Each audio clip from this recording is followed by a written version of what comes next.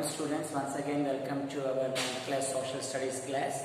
So in the previous class, we learned about the explorations that were made on the sea routes and how. So we also learned very important point, that is the occupation of Constantinople by the Turkish rulers, and this made the Europeans to find out the sea routes to various parts of the world. So in order to improve their business and the good contacts with the Asian countries, and especially with India and other major countries.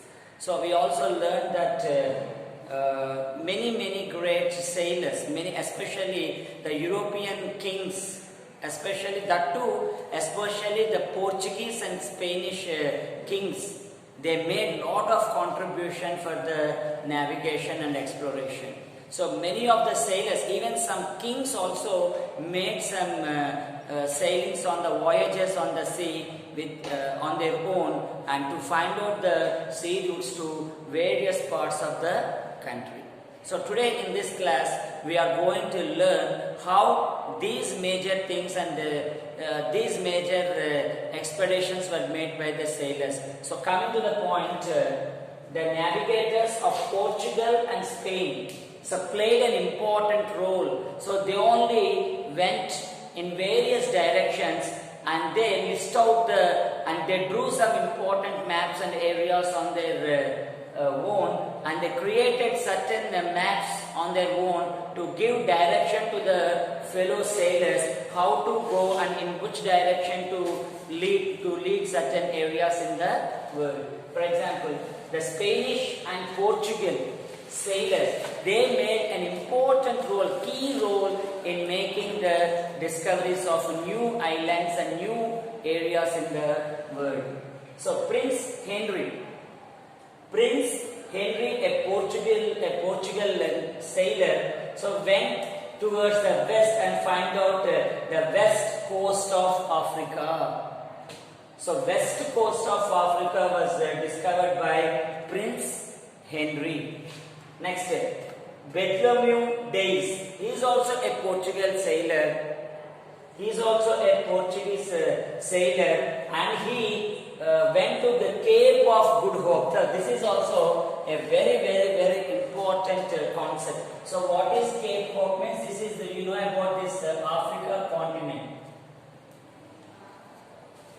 So this is Africa continent, and he sailed from here. We find the Portuguese Spain. So from here he traveled towards the south side and he reached this place. So this place is called Cape of Good Hope.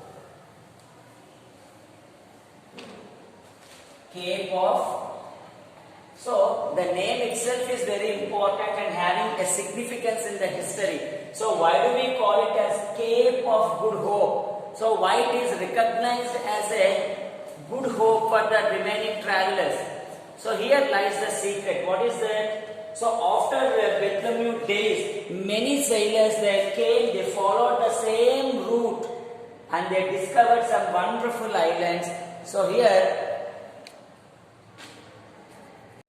yes. So many great sailors, they followed the Cape of Good Hope discovered by Bartholomew Dias, and they discovered some excellent lands. For example, Vasco da Gama. Every Indian will remember this name forever.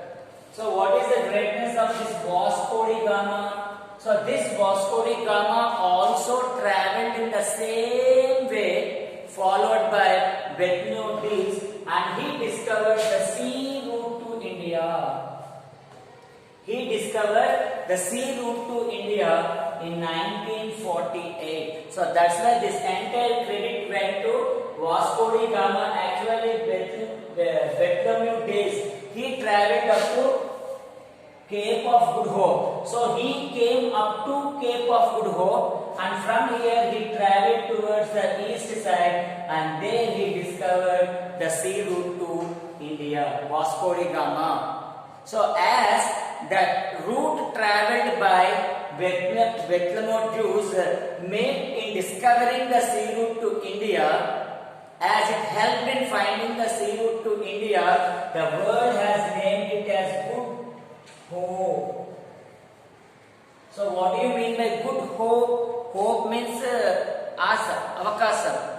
So good hope means the route followed by Bermuda's helped in discovering the sea route to India. So we call it as Cape of Good Hope, and Vasco da Gama is a person who discovered the sea route to India, and he discovered in 1498. Okay, is it clear? Next, so Christopher Columbus. So this is also another important name, Christopher Columbus. He too wanted to discover sea route to India. So all these sailors, they wanted to find the sea route to India, because whoever can find out the sea route easily, they get a chance to do business with India. So India is the richest country at the time. So that's why Christopher Columbus, he believed that eastern shores of Asia lay across Atlantic. So he wanted to, when Vasco da Gama discovered India from this side, so Columbus also wanted to discover sea route to India from the other side, so that he may want to find the sea route in a shortcut manner. So he believed that the eastern shores of Asia lay across Atlantic Ocean. So Atlantic Ocean lies between Europe and North America. So here we find Atlantic Ocean. So he believed that we can reach India, or we can reach Asia, because the eastern shores of Asia lie across the Atlantic Ocean. If I can travel towards the eastern side of Atlantic Ocean, I can easily reach the eastern shore of Asia. So people believe that India lies on the eastern side of Asian continent. So instead of traveling this side, he decided to travel on the other side of the ocean to reach India as easily as possible. That's why he made his expedition in that way and reached islands. And after a long voyage, after a long travel, he reached an island. He reached an island on 12th October 1492. So he reached an island 12th October 1492. According to Columbus, he reached India.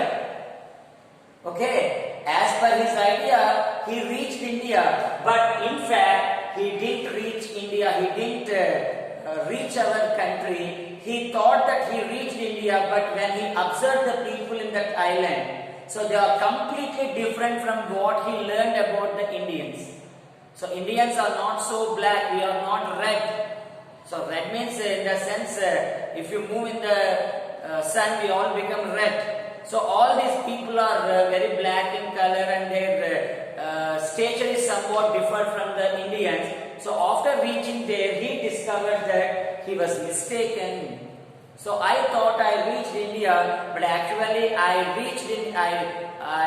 went away from the country. I went in the wrong direction and reached some other country. So that is not India. So as he discovered that he was away from the India, and as his idea is to reach India, he called the natives as East Indians. He started calling them as East Indians. Actually, he went in an opposite direction. So when India is in the east direction, this fellow traveled in the opposite direction. What is the opposite direction? West side. He thought he reached India and called them as East Indians, as the country, as the island which is opposite to east side, which is west side, he named it as West Indian. West India. The island which Columbus reached is opposite to India. It is in the west side. So, as the island is opposite to India, he called it as West Indians, and he called the natives as East Indians. So, this is what he made. So, actually, before Vasco da Gama, Columbus would be the person to discover the sea route to India, but the chance went to Vasco da Gama, and his name was recorded in the history of the world as a person who discovered the sea route to India. So Columbus, he wanted to reach India, but finally he made a wrong direction. He went in the wrong direction, and he reached a small island where he found the Indians in persons in red color, and he named them as East Indians. As the country is in the west direction, he called it as the West Indians. People called it as West Indians. So after Columbus, Amerigo Vespucci, an Italian sailor, he followed Columbus. So this fellow, he came up to West Indies. So after reaching West Indies, he just traveled forward and he discovered a mighty land. He discovered a very, very big land. So that land or that area is named after Amerigo Vespucci, and today we are calling it as America. He discovered the American continent. So up to Columbus went to certain place. If Columbus had traveled a little bit more, he would have discovered this big land. But the chance went to Amerigo Vespucci. So he traveled in the way traveled by Columbus, and after reaching this island, he made a further journey and discovered the American continent. So American continent is named after Amerigo Vespucci. So you should understand that all these continents and places are named after the travelers or some other persons. So like that, many people, many sailors, many navigators, they discovered many new islands in the world and contributed for the discovery of new places in this world.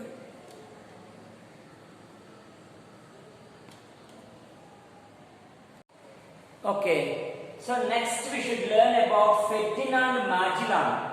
So a Spain voyager. So this man, he went round the world. So this person is sponsored by King Charles I of Spain. So he went round the world. He is the person who traveled around the world. So he crossed the Atlantic Ocean. So from Atlantic Ocean he went round and reached the Pacific Ocean. So he went round the southern tip. So like that. So if this is Europe. So here we find the North America and South America. Here we find the Atlantic Ocean. So he traveled here. He crossed the Atlantic Ocean. So he came to the southern tip. So from here he made a round around the globe. And after that he reached the Pacific Ocean. So he reached this Pacific Ocean. Still he traveled more further, and there he reached the Philippine Islands. So this voyage is said to be a great or one of the important voyages made in the world by the sailors. So this voyage helped us to learn many things about this world and many hidden parts of the world. So Ferdinand Magellan. So we have to try to remember all these names clearly and the contribution made by these sailors. Okay.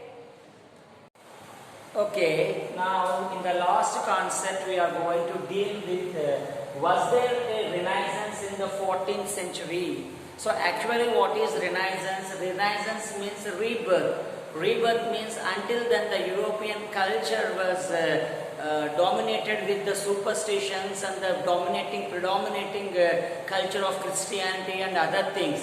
So what some historians like Burkhardt and others told us, so after the Renaissance developed in Europe, so only by taking the Greek and Roman literature, so people started questioning the leaders. They learned many things from the Greek culture. So they learned to think in a systematic manner. They learned how to question the people. They developed thinking logically, and they also made some scientific discoveries, experiments, construction works and many things. So all these things are exaggerated by the historians. So in one way, whatever the European culture we are seeing today is said to be developed from the Roman and Greek culture as per some of the historians in the world. But so some people say that it is nothing but exaggeration. Exaggeration is nothing but telling a small thing in a big way. So that is not the real thing. So people knew nothing about this world when these many changes took place in Europe. So slowly, gradually, so it may not because of the Greek literature or Roman literature or Roman culture. So people have some limited development in those areas.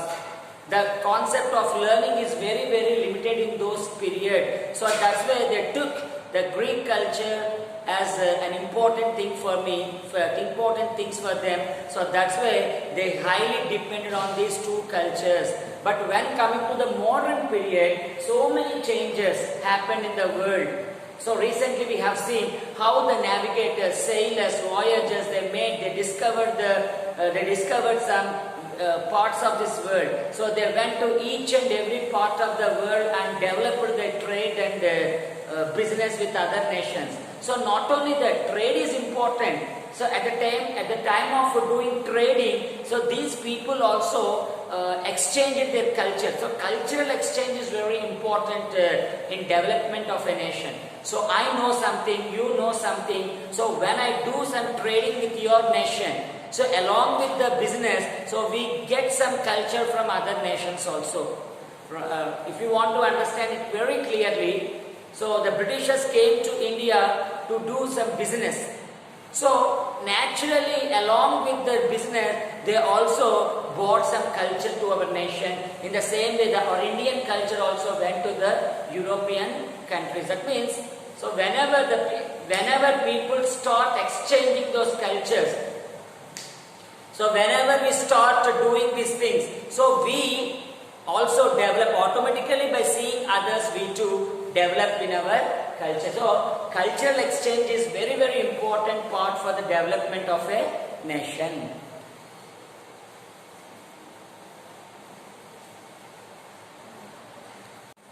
So we learned many things in this lesson. We learned about the archaeological development, skills and literacy of literature of the Europeans, and we learned that all these things influences the people. So to be frank, the modern people are not influenced or admired by the Roman culture and their literature. So archaeological and literary recovery of Roman did not admire the civilization. So civilization will be admired. Admired means we have to respect those civilizations and we want to follow their civilizations to some extent.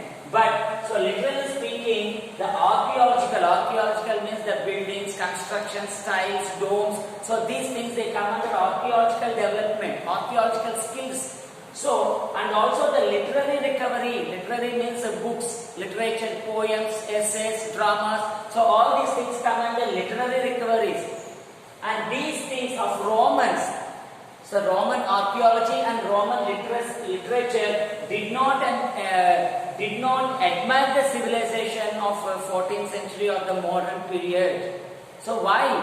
So why they couldn't able to admire the people in the previous age, in the previous century? So these things are said to be inspired by the entire world, especially the Europeans.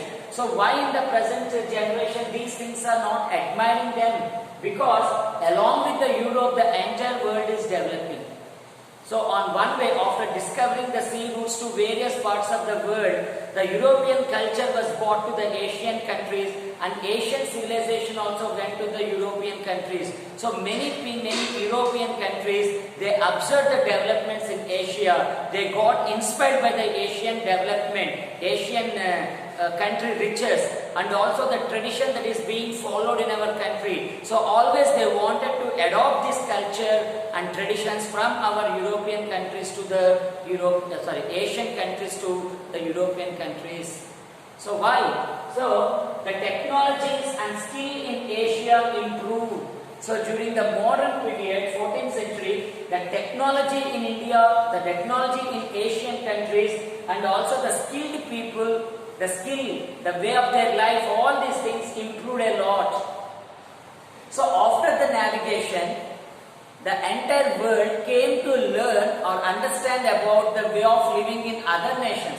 Until then, the entire history was written based on the European countries. So they took certain countries as a center of attraction or as a center of the history. So they started writing their histories based on these countries. For example, Portuguese, Spain, France, England, all these countries were taken as the center. So Italy, Rome, Greece. So all these literatures, all these cultures, they attracted the historians. They wrote the history based on these cultures and based on these nations. But after discovering the sea routes to various countries in the world, so the historians started studying the changes happening in the entire world. So they understood that what the development they saw in Europe may not be the real development. That's why the modern period also, people also didn't admire by the Roman and Greek culture.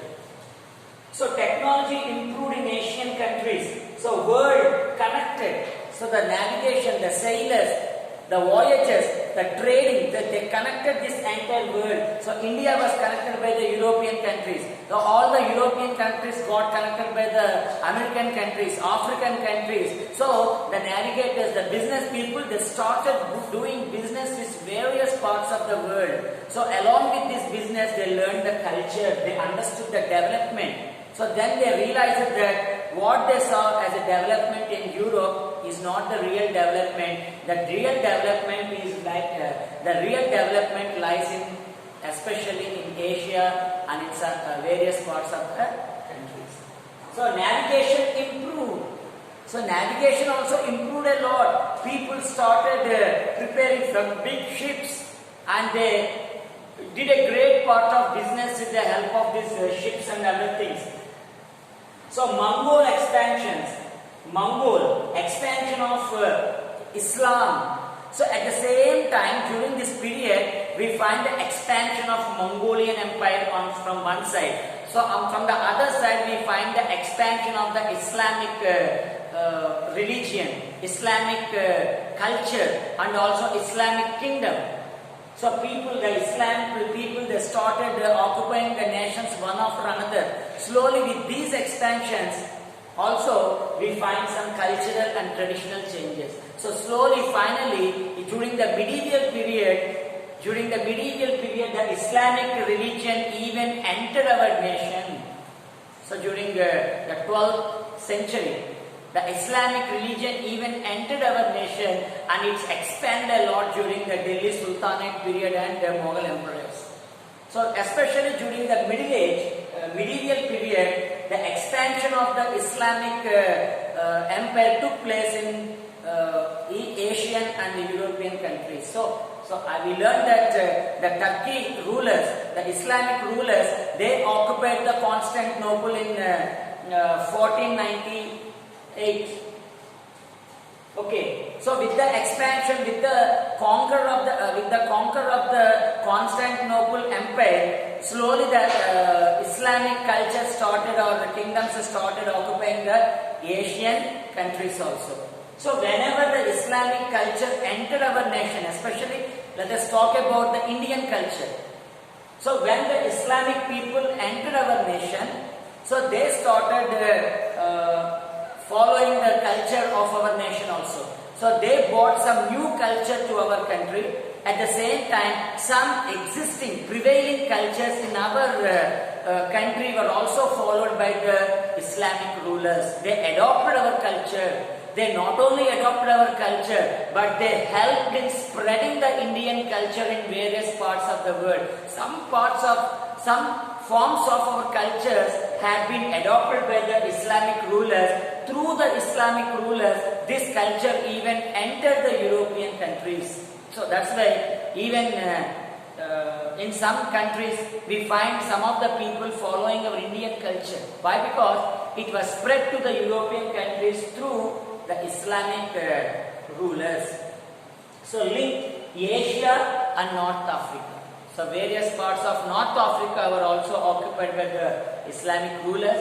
In the same way, the Asian countries were also occupied by the Islamic rulers. In that way, the Islamic expansion helped in connecting the continents like Asia, Africa, and some parts of European countries and Europe. So they started trading with us, and they helped in expanding the cultural relations between these countries. And Europeans learned from India and China. So during this Renaissance period, what we learned about these European countries? So we learned many things. So we learned about the architectural style of the Romans. We learned about the literature of the Romans, Greeks and other people. So what we learned is the European countries developed only because of Greek and Roman civilization.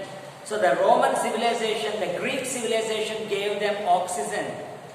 But during the medieval period, so many countries in the world, they learned many things from India. So especially from India, these European countries learned many things. For example, I want to tell you about the mathematics.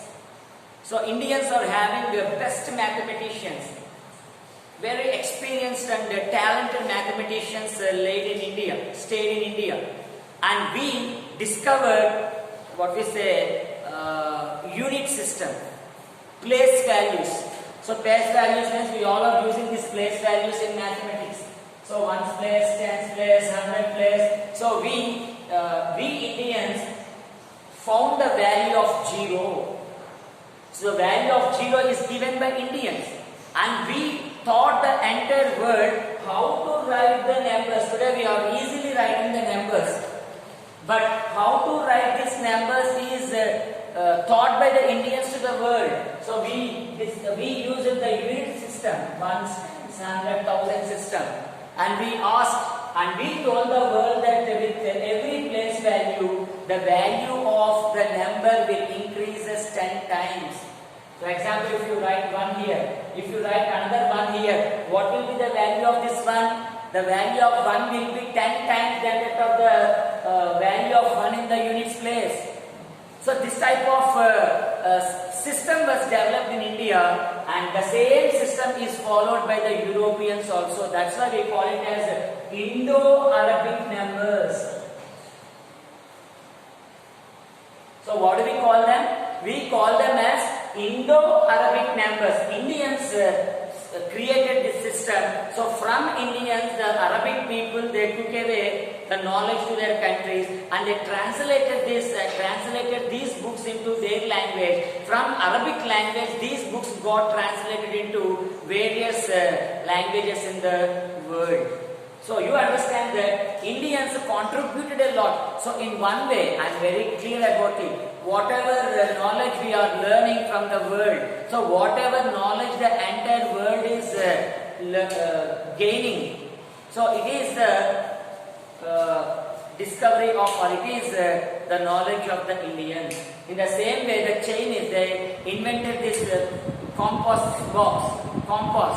So by using this compass, the Europeans, they traveled from various parts of the world. So all these contributions are made by the Asian people, especially India and China. China invented the paper. So by using this paper, they created many things. So Indians, we gave a valuable gift to this world in the form of mathematics. So that's why Europeans learned many things from India and China. So how much they learned from Greeks and Romans, so we contributed a lot. We contributed more than what they contributed to the Europeans. That's why all the Europeans are indebted to our Indians. వాళ్ళు మనకు రుణపడి ఉన్నారు అని చెప్పడంలో ఎటువంటి సందేహము లేదు. So this is what we learned till now. So one more topic is there about the way of life. So the life is divided into two parts. An important change that did happen in this period was that gradually the private and public sphere of life began to become separate. So private life and public life. So today we are talking very easily about this public life and private life. So what is public life? So when I am in the school, I be a public man or public figure. So when I go to my house, I behave and my life is private. So the governments, they come under public life. The individual's life comes under private life. So public sphere means the area of government and form of religion. The private sphere include the family and personal religion. So family, so my family is a private life. So I follow my religion, it is a private life. I no need to propagate about my religion. So I am following this religion, you all should follow this religion. So I am following this system in my house, you all should follow this system. So you can't make like that, because it is my private life. But when I come to my school, when I stand before my students, I become a public figure. So there I should not talk about my religion. There I should not talk about my personal things with you all. Because I should separate my life into two pieces, private life and public life. So if you know the difference exactly, you know how to behave in the public areas and private regions. The individual has a private as well as the public role. So I am an individual. So when I am in my house, I be an individual person. When I come to the public, I be like a public person. So he is not simply a member of one or the three order. He was also a person in his own right. Excuse me. So I am a public person. I am also a private person. At the same time, I have my own right.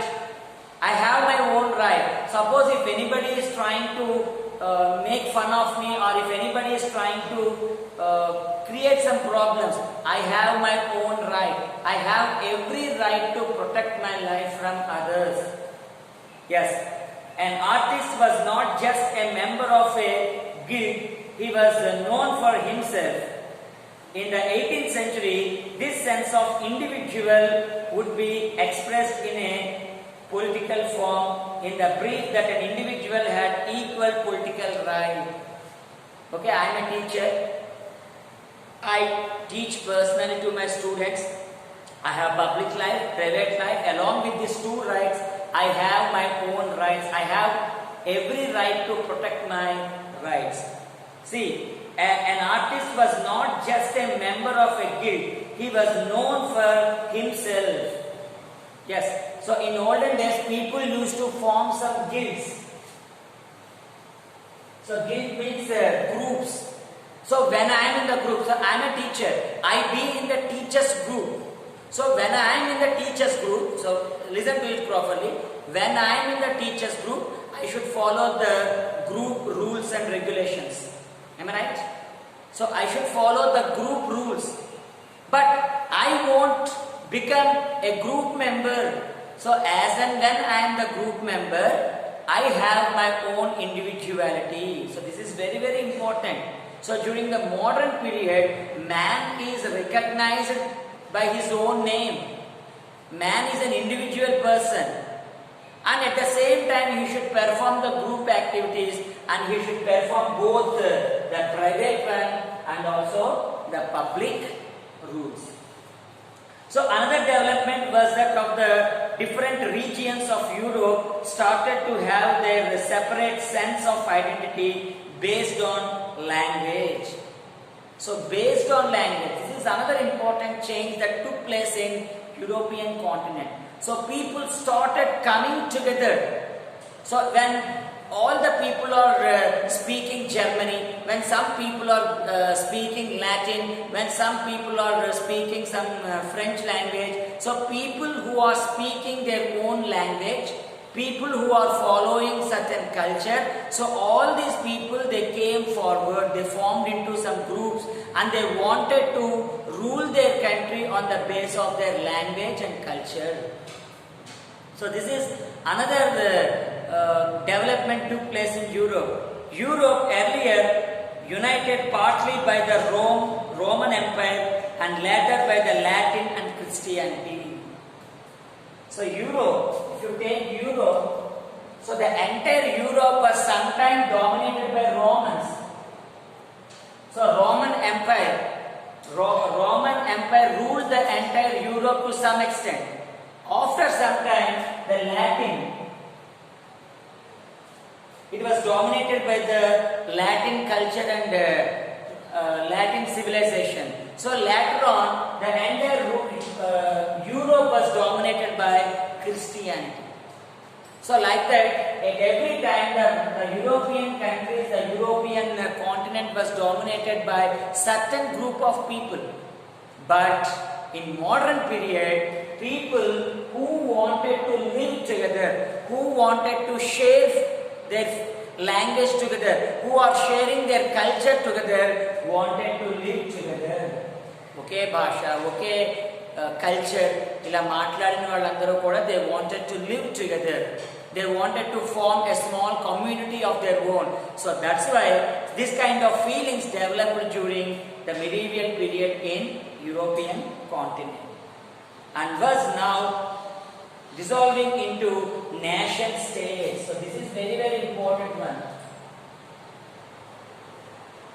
So nation states. Now the European continent started dividing on the basis of nation states. So what are nation states? Nation states are nothing but countries which are formed on the basis of language, religion, culture, traditions, customs, etc. So all people who are speaking the same language, following the same culture, they wanted to form a small country. Like that, this type of culture developed in Europe during the medieval period. So with this, our unit is completed. I hope you all understood this lesson and read the lesson properly. It is a very important lesson. In one way, it is a very tough lesson for the 9th class students. Be careful.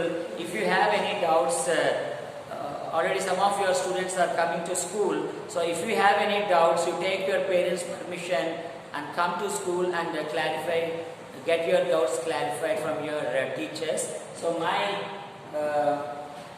today's assignment is write about the voyages, write about the important sailors' names and discoveries made by those sailors in your CW books, and show them to your teachers.